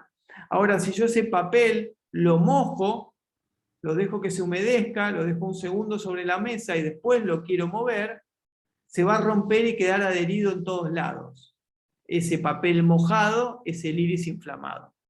Cuando el iris está inflamado y se mueve, genera adherencias y se va rompiendo y va dejando pedacitos por todos lados, ¿sí? Eso es lo que llamamos sinequias y lo vemos también como adherencias. Fíjense, por ejemplo, este es un paciente con un proceso inflamatorio crónico y como vemos pedacitos de iris adheridos por todo el cristalino, ¿sí? Este también es un paciente con inflamación crónica, fíjense, fibrina y fema. Cuando hablamos de ifema, hablamos de sangre en cámara anterior. Estos son unos quistes uveales. Fíjense, este paciente desarrolló cataratas también con inflamación de la cámara anterior y unas sinequias horribles, casi adherencia de todo el iris, de toda la pupila contra el cristalino. Y una pérdida de transparencia ya con leve edema de córnea y humor acuoso muy alterado, con infiltración celular y proteína. Fíjense, este paciente ya se le ve una pérdida de brillo en el ojo con infiltración celular en todo el iris, ¿ven? En toda esta zona de acá. Un paciente con un linfema muy marcado, un paciente que tenía erliquia, un paciente con un flare muy marcado, con una turbidez del humor acuoso muy, muy marcada, también con inflamación. Fíjense, todos son casos de uveitis. Mi idea era mostrarles varias imágenes para que les vaya quedando en la cabeza. Fíjense, otro paciente con uveitis, con ifema, sangrados en todo el iris y fibrina en cámara anterior, y otro paciente con un poco de fibrina en cámara anterior, casi no parece inflamado, pero tiene flor de coágulo, lindo coágulo de fibrina en cámara anterior. Todas estas son imágenes de uveitis y son todos procesos activos en estos casos. No estoy mostrando secuelas, ¿sí? Entonces, volvamos a nuestro paciente. Nuestro paciente es un felino, hembra castrada, mestizo europeo de 5 años, ¿sí? Los signos clínicos, cambios de color en el ojo, alteración de la visión, y lo que tuvimos la posibilidad de medir la presión intraocular, tiene una presión intraocular baja de 8 milímetros. Dijimos, discoria, la pupila tiene un dibujo totalmente distinto al que debería ser, tiene en este sector de acá una sinequia posterior central y fibrina con leve hipopión, básicamente fibrina con un poco de sangre en la cámara anterior. Tiene claramente una uveitis. Ahora, ¿cuál es el problema? ¿Las uveitis son solo del ojo? ¿Los procesos inflamatorios son solo del ojo? ¿O es solo un signo de lo que le está pasando a nuestro paciente? Por empezar, las uveitis como tal, las inflamaciones del globo ocular como tal, siempre tienen nombre y apellido. Hay algo que las causa, hay algo que causó el proceso inflamatorio. No siempre encontramos la causa, es cierto y hay que ser sincero, no siempre se encuentra la causa, pero todas las uveitis tienen nombre y apellido. Y cuando tienen un paciente con proceso inflamatorio, hay que buscarle el apellido. ¿Sí? El nombre lo tenemos, uveitis, pero hay que buscarle el apellido. En los felinos, por ejemplo, peritonitis infecciosa, leucemia, inmunodeficiencia, toxo, algunos hongos, algunas inmunomediadas, inflamaciones y procesos sistémicos como piómetras, ¿sí? También mosquillo en el perro, toxinospora, ¿sí? Algunos procesos inmunomediados. Hay que empezar a buscar. En el 70% de los casos es un problema del paciente que está repercutiendo en el ojo. ¿Hay uveitis que son propias del ojo? Sí, claramente, las uveitis mediadas por el cristalino, por ejemplo, ¿sí? Pero siempre hay que buscarle la causa, y ya les digo, en el 70% es un problema del paciente. Hay que empezar a buscar en el paciente qué es lo que está pasando para que el ojo esté así. ¿Sí? Tener un paciente con una uveitis es tener un paciente que tuvo una hipertermia 3-4 días y te lo traen a consulta. Es un paciente que está decaído 3-4 días y te lo traen a consulta. El decaimiento no es el problema. Hay algo que le causa el decaimiento. ¿Sí? La hipertermia no es el problema. Hay algo que le causa la hipertermia. Acá pasa lo mismo. ¿Sí? Viene un paciente que hace 3 días que tiene un ganglio aumentado de tamaño. El ganglio aumentado de tamaño no es el problema. El problema, hay algo en el paciente que está causando el aumento de ese ganglio. En los ojos, en la uveitis, en los procesos inflamatorios oculares, en el 70% de los casos pasa lo mismo. ¿Sí? Si yo tengo una uveitis, hay que buscar la causa. Siempre. ¿Puede ser que no la encontremos? Totalmente de acuerdo. No siempre encontrás la causa. Pero cuando la encontrás es un problema serio. Así que hay que buscarlo. ¿Cómo lo medicamos? ¿Cómo medicamos a nuestro paciente? Básicamente, antiinflamatorios y evitar las secuelas. Antiinflamatorios y evitamos las secuelas. Midriáticos psicopléjicos se pueden usar, alivian el espasmo del músculo ciliar, como ya les dije antes, alivian el dolor y previenen y rompen de alguna manera las sinequias, las adherencias de ese papel mojado contra la mesa. Se puede usar atropina o tropicamida. ¿Sí? Se pueden usar antiinflamatorios como los AINES, tanto tópicos como sistémicos, fluviprofeno, diclofenaco a la hora, o nepafenac a la hora de los tópicos, carprofeno y meloxicam a la hora de los sistémicos. Pero sí o sí, o por lo menos de mi forma de pensar, en la mayor parte de las uveitis, hay que usar corticoides.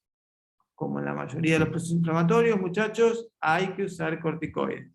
Se pueden usar tópicos, se pueden usar subconjuntivales, o se pueden usar sistémicos, o se pueden usar en combinación. Se pueden usar en combinación los tópicos con los sistémicos, o se pueden usar a veces en combinación corticoides con AINES. ¿Sí? No los dos sistémicos, claramente, pero sí tópico y sistémico, o tópico y tópico, o tópico, tópico y sistémico. Pero, por regla general, como les digo, siempre corticoides. Desde el punto de vista tópico, dexametasona y prednisolona son los que más se recomiendan.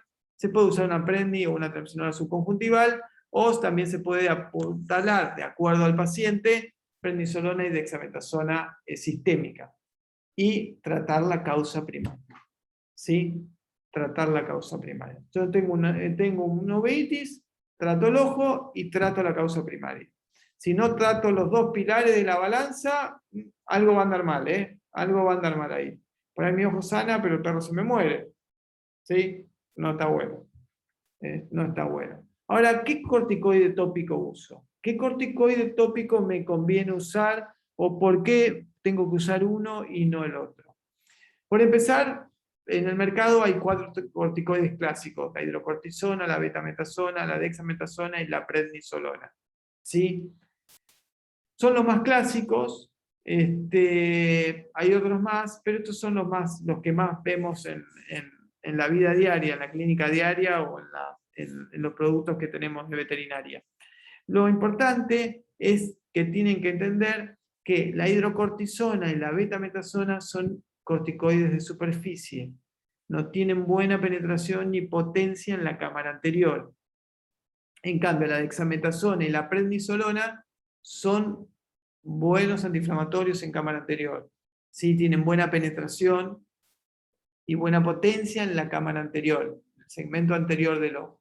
Así que, por favor, a la hora de tratar una uveitis, no estamos hablando de conjuntivitis, no estamos hablando de un problema de superficie ocular. Eso es una otra charla, si quieren. A la hora de tratar uveitis, de tratar procesos inflamatorios como tal, o dexametasona o prednisolona.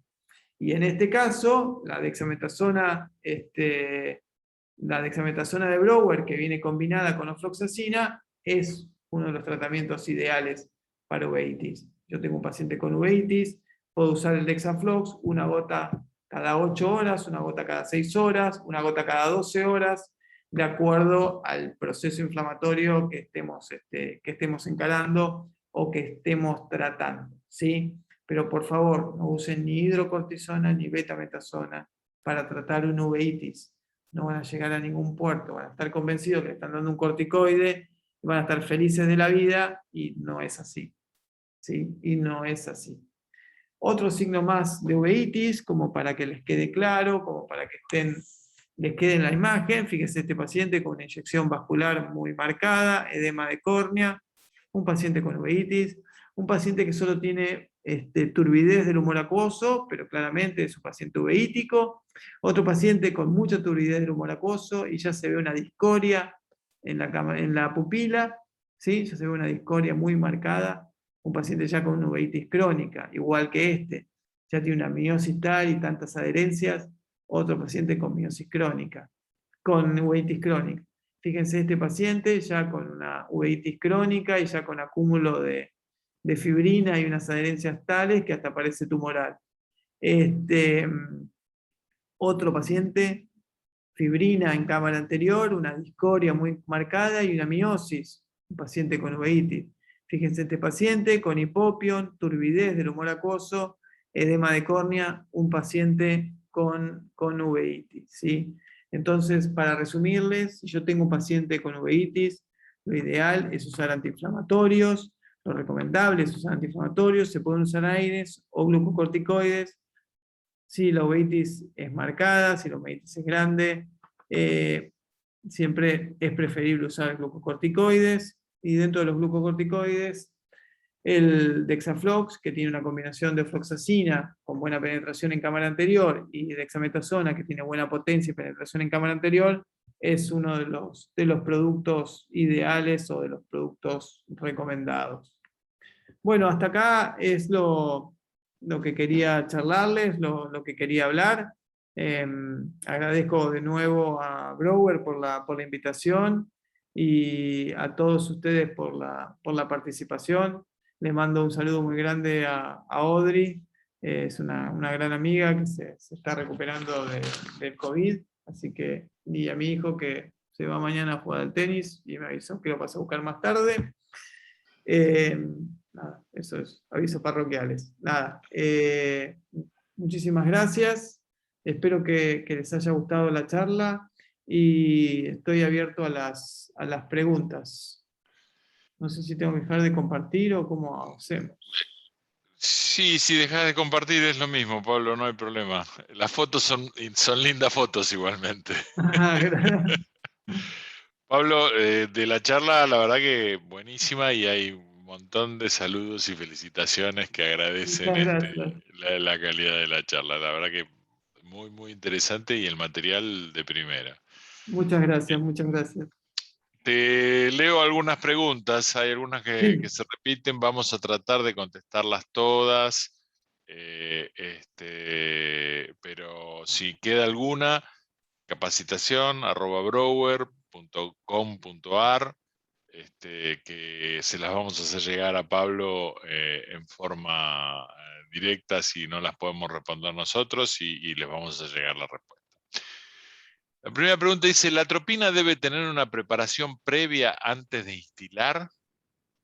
No, a ver, me entiendo yo que está hablando de la atropina sistémica, que no es la que hay que usar. Esa Claro, atropina tópica que viene en colirio ya para usar para el ojo, ¿no? directamente, claro, Sí, claro. no, no la atropina que se usa de forma sistémica. Yo entiendo que la pregunta viene por ahí. Sí, sí, sí, yo entiendo lo mismo. Hay 2 o 3 colegas que preguntan acerca de usar suero autólogo o heterólogo en forma de colirio. Se puede utilizar claramente, sí. Se utiliza como promotor de la cicatrización y como anticolagenasa, digamos, para evitar la sobreactivación de las enzimas proteolíticas, las metalosproteasas. Sí, se puede usar perfectamente. Normalmente yo lo que hago es lo tengo preparado, concentrado, frisado en el freezer, ya lo preparo y lo tengo en el freezer y lo diluyo 50 y 50 en solución fisiológica y lo uso. Diluido en la heladera dura una semana, en el freezer puede durar más tiempo, concentrado puede durar más tiempo. Se puede usar autólogo o heterólogo, ¿no? O sea, se puede usar del mismo ¿El paciente, mismo paciente o de de otro otro? Sí, sí, paciente o de otra raza, o de otra especie. o de otra especie, sí. O sea, Lo suero, lo ideal que es necesitas usar el es de suero. caballo. Sí, el mejor es el de caballo. Ah, mira, Sí, interesante el el dato. mejor de todos es el de caballo y es el más fácil de conseguir por el volumen que uno consigue, ¿no? El que es propio del paciente es el más conflictivo de todos, porque le tenés que sacar suero en el mismo momento al paciente y por regla general es un paciente pequeño, un PAC con malas venas, un paciente molesto, no es el ideal, pero por esa razón. El hecho de no usar el del mismo paciente y usar el de otro paciente, lo que te va a generar es también un proceso, una respuesta autoinmune, si se quiere, una respuesta a cuerpo extraño, porque no es el del paciente, va a producir un proceso inflamatorio secundario, si querés. Pero en un paciente con una cicatrización corneal, hasta es deseable, no es grave. Sí, no lo puedes hacer a la hora de utilizarlo como reemplazo lagrimal, porque le estás agregando más inflamación de la necesaria. Claro, No sé claro. si eso contesta. Sí, sí, sí, claro, está clarísimo. Sobre el tema de reemplazo lagrimal, hay varios colegas que preguntan acerca de cómo colocar las lágrimas y la frecuencia de uso de lágrimas. Y si se Mirá, pueden combinar con con otros colirios. sí, siempre se pueden combinar, claramente, eso no es un problema. El caso que mostré en particular no es un caso de una queratitis seca clásica para ciclosporina. La idea mía fue mostrar otro tipo de casos, por eso mostré eso, y sobre todo porque, como les dije en la charla, suelen descartarlos sin verlos y se están perdiendo gran parte de los diagnósticos. La posología va a depender un poco de la gravedad del problema, pero pasa de 12, cada 12 horas, cada 8 horas, o entre 2 y 3 veces por día, por decir una manera, sería lo ideal. Pero a veces Correcto. se usa más y a veces se usa menos, ¿eh? Ah, sí, dependiendo del caso, ¿no? Es decir, es Sí. un poquito hay que A ver, adaptarlo. si fueran humanos, está bien que la combinación es distinta y el concepto que manejan en medicina humana es distinto, pero si fuera una persona, le diría llevarlo en el bolsillo y cuando te moleste el ojo te pones. Claro. Ahora al perro hay que preguntarle, cuando le Al perro molesta es un poco más sí. difícil. Pero bueno, Eh, digamos, a veces yo lo que hago es, bueno, está bien, mira, vos le pones 2 veces por día, pero si va a salir al paseo y hay mucho frío, hay mucho viento, y bueno, poner una gota antes de salir y una gota cuando vuelve, no es tan grave. Mantener 2 veces por día, pero aparte hace eso en ese momento particular. claro, claro. Si al control resulta fluoresceína negativo, ¿puedo usar colirios con corticoides para la cicatriz? Sí, creo que esto ya lo Sí, contestaste, ya dijiste que sí, que una vez que sí, estaba sí. negativizado, sí. Sí, Si es fluoresceína negativo, sí, no tenés problema. ok. De Cuando hecho, la se úlcera, hace, ¿no? sí, cuando la úlcera es extensa, ¿no es muy rápido para evaluar a las 72 horas para ver si el tratamiento está funcionando correctamente? ¿No es preferible esperar más tiempo? A ver, no, vos no pretendés que a las 72 horas esté impecable, pretendés que haya empezado a responder y necesitas saber que a las 72 horas empezó a responder porque si no empezó a responder a las 72 horas y vos lo viste a la semana en una úlcera tan extensa, no vas a tener ojo. Lo pienso por ese lado. Claro, claro, o sea, puede ser tarde después, es decir, es preferible Claro. verlo antes, claro. Sí, Claro. entiendo que claramente no lo vas a ver bárbaro a las 72 horas con No, una no, úlcera tan extensa, pero con que vos veas que tiene una buena evolución ya te quedas tranquilo. Si no lo perdés de vista una semana y a la semana cuando lo veas si no te fue bien, ya no, no puedes ir para atrás. claro, claro, claro. Preguntan, ¿se puede debridar con tintura de yodo? No, ya es muy viejo, eso ya no se hace. Perdón. No, Duele no. mucho, arde, deja cicatriz. No, no. No, mi forma de pensar no, por lo menos. Ok. Ni yodo ni tricloracético. Ninguna de las dos. ¿Tiene experiencia sobre los oclusores de puntos lagrimales en ojo seco cuantitativo con Schirmer subnormal? No, no los uso. Sí sé lo que son. La idea es tapar el drenaje que va a la nariz para que se acumule un poquitito de lágrima ahí y que eso lubrique un poco más. Eso es muy de medicina humana, no en veterinaria. No se hace. Acá un colega pregunta sobre distintas razas como el Poodle, el Yorkie, el Maltés, que siempre tienen húmedos bajos los párpados inferiores y manchados con abundante producción de lagaña. ¿Se debe a alguna patología? Sí, es un problema de conformación de la cara. El conducto nasolagrimal es tan tortuoso que olvídate que drene por ahí. Eso, más los pliegues que lo están irritando todo el tiempo y los pelos, es una combinación nefasta. No son fáciles de solucionar. Claro, claro.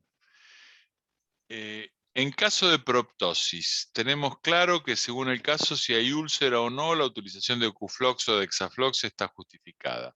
Pero se puede adicionar en cualquiera de los dos casos, con esto es lo que comentaba, el uso de hialurina y cuál sería la frecuencia de estas, y esto es lo que habíamos hablado hace un ratito, que sí, se Ujú. puede combinar y la frecuencia 2, 3, 4 veces por día, dependiendo del caso.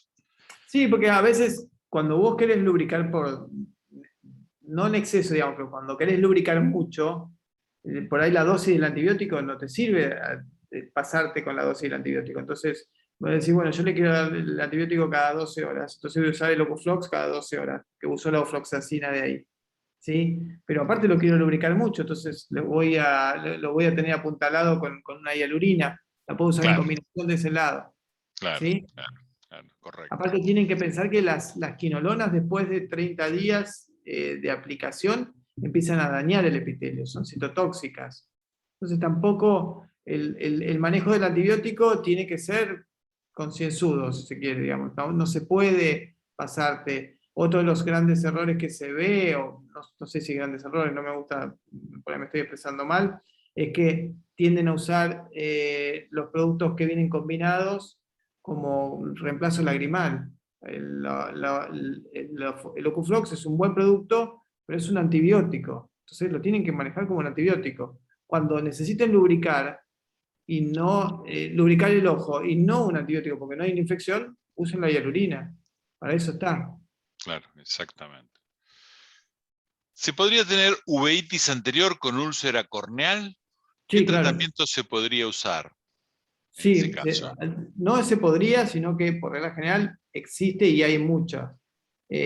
Porque cuando vos tenés una úlcera de córnea, tenés una lesión refleja y esa respuesta refleja te produce una uveitis anterior.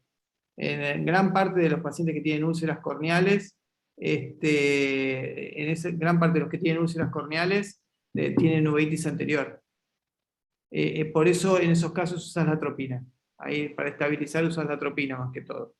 Si Claro, tiene una uveitis muy marcada, por ahí es al revés la mano, y tenés una uveitis muy marcada con una úlcera de córnea, para no usar un corticoide tópico, entonces deberías manejar los antiinflamatorios de forma sistémica y manejarte con un Ocuflox para controlar la úlcera primero. Darle prioridad, si querés, entre comillas, a a la cicatrizar la úlcera. úlcera lo más rápido posible, mientras te vas apuntalando con la medicación sistémica, para después poder embarcar lo más rápido posible con el antiinflamatorio local. Claro, claro. No sé si se entendió la explicación. No, no, está clarísimo, está clarísimo. O sea, usás tratás el antibiótico, tratás la úlcera lo más rápido que se pueda y vas apoyándote sobre Sobre lo antiinflamatorios sistémico, sistémicos. Claro. claro. Para Y después después ya... pasás al antiinflamatorio local en el momento en que la úlcera ya está curada. Sí. Sí, correcto. Y en el caso de uveitis, ¿qué opina sobre el uso de antibióticos sistémicos? A ver, como les dije al principio, la uveitis tiene nombre y apellido. Si el apellido es un proceso infeccioso, vas a tener que usar antibióticos sistémicos.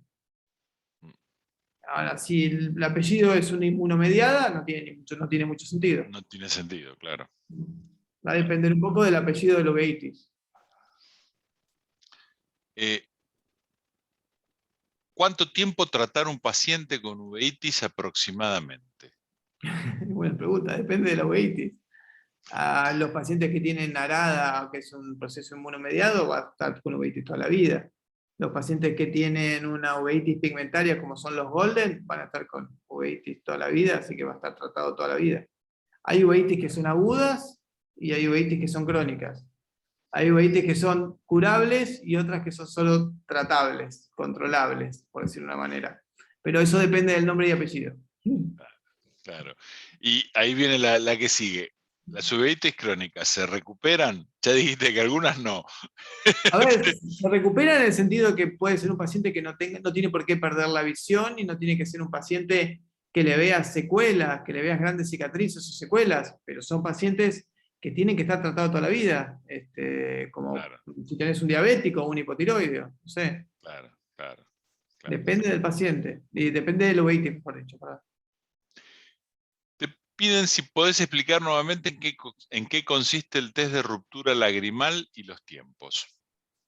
El test de ruptura lagrimal básicamente es poner fluoresceína en el ojo, una gota de fluoresceína en el ojo, y ver cómo se distribuye cuando parpadea. Cuando cierra los párpados y vuelve a abrir los párpados, todo el ojo debería estar verde, o mayoritariamente.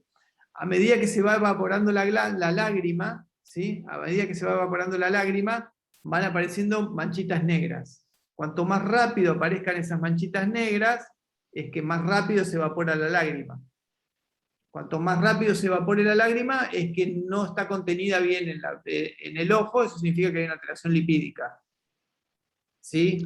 Más o menos se considera que 5 segundos es el promedio, pero depende mucho de cada paciente.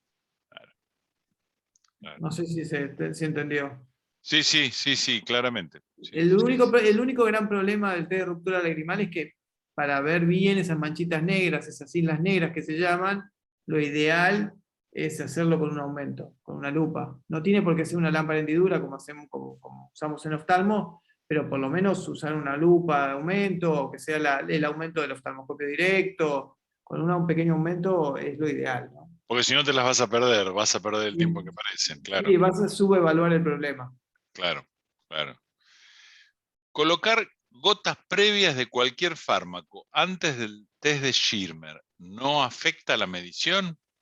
Depende, sí, depende de cuánto tiempo antes la coloques. ¿La vas a colocar enseguida? Sí, claro, porque vas a tener el ojo lubricado. Va a ser mojado, o sea, va Sí, a subir algo que puede no ser lágrima. otra cosa que se pasa mucho, por ejemplo, para el test de Schirmer, es que no pueden hacer un test de Schirmer un perro que recién sale de la peluquería, que viene de bañarse, que tiene con el secador de pelo todo el día en el ojo. No, no es un buen paciente para el test de Schirmer, porque te puede dar o una respuesta refleja y te da 30 de Schirmer porque estuvo con el secador en el ojo todo el tiempo, o te puede dar 0 porque todavía no empezó a lubricar. Claro, No, no es un buen paciente. claro. La fibrina acumulada, ¿en cuánto tiempo esperamos que se elimine? Depende, si el proceso inflamatorio se cortó, 24 o 48 horas no debería haber fibrina. Pero muchas veces tarda mucho más porque todavía el proceso inflamatorio sigue estando, ¿no? Sí, si sigue estando el proceso, vas a tener una nueva producción de fibrina y va a seguir estando. Sí. Claro. Dice, si no hacemos rosa de Bengala, ya con ver la secreción grisácea, ¿podemos sospechar lágrima defectuosa? Si buscas algunas alteraciones en los párpados, levantás los párpados superiores, si te fijas que no esté todo irritado donde están las glándulas de mebomio, por ejemplo, esa secreción grisácea hace parpadear un poco el paciente, lo parpadeas vos con los dedos y si queda medio pegoteada en todo el ojo, para poder diferenciarle de una lagaña pequeña, pues de una manera, sí, y es un paciente por arriba de 8 años, sí, anda sospechándolo, ni hablar. Si una uveitis es de origen viral, ¿igual usamos corticoides para tratarla? Si una uveitis es de origen viral, sí. Sí. Sí, porque ahí primero, las uveitis virales en los perros son raras. La única sería el moquillo, si quiere. Que se me venga a la memoria así medio rápido. Porque los virus de superficie como el herpes son más raros para que causen uveitis. Claro. Y en los felinos tenés peritonitis infecciosa, tenés virus de leucemia, de inmunodeficiencia, ¿sí? Todos esos necesitan corticoides, ni hablar. Ahí lo que inclina la balanza es la inflamación. Si yo no controlo la inflamación de mi paciente, si no controlo la inflamación de mi paciente, puede ser que después resuelva el problema de base, pero el ojo quede perdido. Claro. ¿Qué opina de reemplazar la tinción de rosa de Bengala por verde lisamina? Es lo que se hace más en humanos y en veterinaria también, porque son muy iguales, la única diferencia es que es un poquito más sana para el ojo, el verde de lisamina no irrita y es menos tóxica, el rosa de Bengala es medio tóxico, al saber un diagnóstico no pasa nada, pero se supone que es mejor y es la tendencia, pero no se consigue en todos lados, ¿no? En todos Depende del lados. país. Claro, claro. Sí. Y acá preguntan, hay dos colegas que preguntan sobre si la uveitis es crónica, ¿el tratamiento es de por vida con corticoide tópico? Y muchas veces sí, a veces corticoides, a veces AINES, pero sí, claro. Un paciente que tiene una uveitis pigmentaria, como pueden ser los golden, va a ser toda la vida. Ah, claro. Un paciente que tiene una uveitis por una diabetes, que también es bastante común. Y si no le vas a Vas a controlar. tener que seguir, sí. Sí, claro. Claro. En pacientes con queratoconjuntivitis seca severa, con secreciones purulentas, cu- dice, ¿se puede usar antibiótico? ¿Cuánto tiempo se puede usar antibiótico? A ver, si vos tenés un paciente con una queratitis seca, que aparte por su queratitis seca tiene un proceso infeccioso, claramente tenés que usar antibióticos para controlar el proceso infeccioso. Pero el proceso infeccioso no es crónico. Eso lo usás un tiempo, 30 días y ya está. Después de los 30 días, las quinolonas y la mayoría de los antibióticos, pero las quinolonas en particular, son citotóxicas, empiezan a dañar el epitelio corneano, así que ya no más. Eso por un lado, y por el otro lado vas a generar una resistencia innecesaria. Estás seleccionando. Dos. Y lo tercero, que nadie lo toma en cuenta, es que parte de los mecanismos de defensa de la superficie ocular son las propias bacterias que tiene la conjuntiva y la córnea. Claro, la Entonces, flora, claro, la flora típica.